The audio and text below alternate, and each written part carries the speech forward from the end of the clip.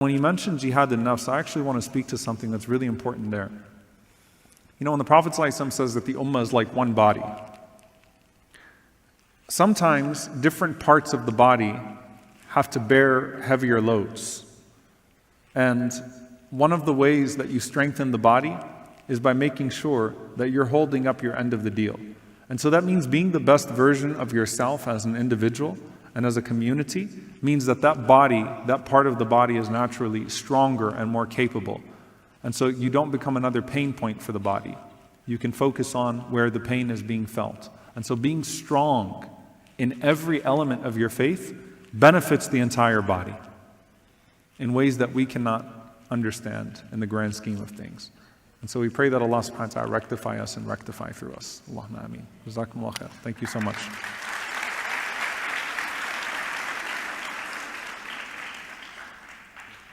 Ameen. We're going to take a question from the right side. Assalamu alaikum. Jazakallah khair, Dr. Omar. I'm going to ask a question that young guys ask also at the same time, so they can ask. My question is maybe one of the people here already asked, is we really feel extremely stuck in terms of we see the burnt babies and subhanAllah, it's turned into pieces, and we feel like we just need to go to the borders and stand with the guys in Palestine. But I want to hear from you, like I went to almost every protest in Qatar, and we're sharing on social media, but we think that we really can do much more. So from your perspective, what do you think that it's really going to give the most impact to what's happening now in Palestine, rather than sharing on social media and going to protest and etc.? Like how we can do the biggest impact? All right. I'm gonna say what I truly do believe in regards to the most effective way. I believe that the reason why Israel fears the BDS movement so much is because it is the most effective global tool to actually curtail its genocide and curtail its apartheid. There are different layers of the BDS movement. One of them is certainly the targeted boycotts, where businesses, corporations that directly invest in our oppression do not get to benefit from our currency. And that there is a buy-in at the societal level, all across the world, that when there's a targeted boycott, that those companies will always go out of business 100% of the time, inshallah, because we're working at the same pace. That's number one. Number two, you're in the Arab world. There needs to be a renewed call to the suspension of the normalization of ties with Israel by any Muslim country. And to make sure, and that's a layer of BDS.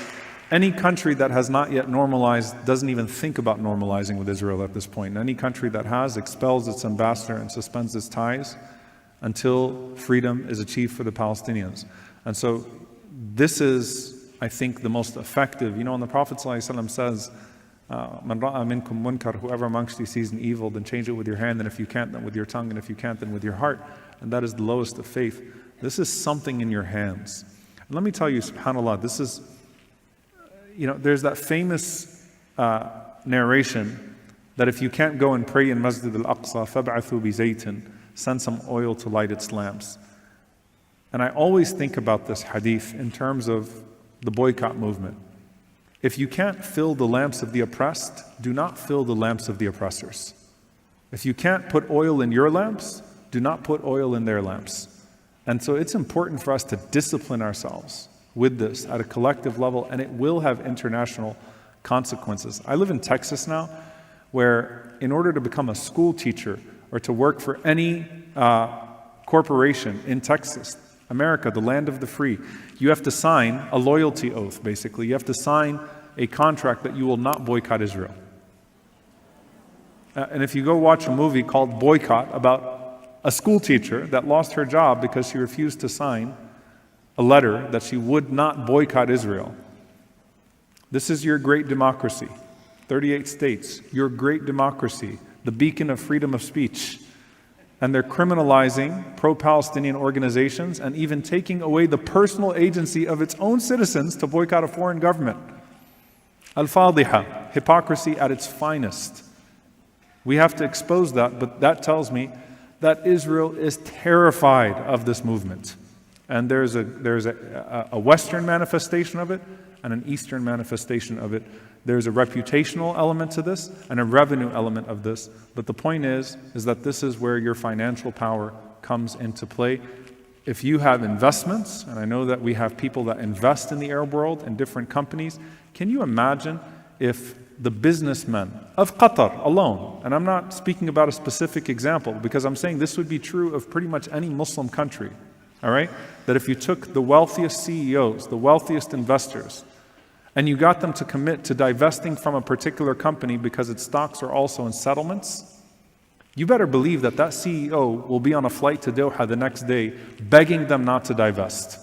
And so it's important for us to do the research and then to use the pressure that we have, to use that collective pressure that we have.